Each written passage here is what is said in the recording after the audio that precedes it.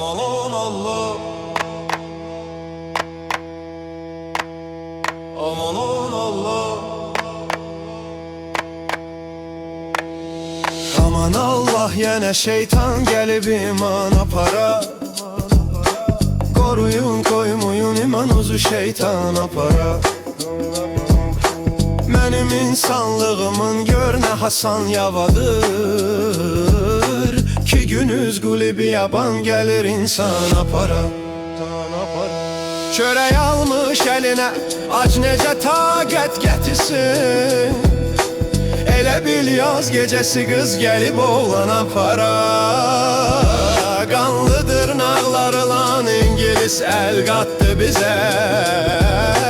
Baxırsan rasta arazdan keçirir ana para. Yamaşıb daşdı daha xəlq ilə şuxluq eləməz. Sel yerə el dağıda ev yıxa eyvan apara. Xərməni sağ qıza verdi nə yaman çərçidir bu. Hey gəlirkən də bizə dərd verə dərman apara. Bu qaranlıq gecələrdə qapımız pis döyülür. Nə bilim bəlkə əcəldir dayanıb can apara. Anama söyləyin oğlu yıxılıb səngərdə. Tellərin bas yarama qoyma məni qan apara. Aradan bir də bizi bölsələr ərbablarımız. Qorxuram qoymayalar Təbrizi Tehran apara.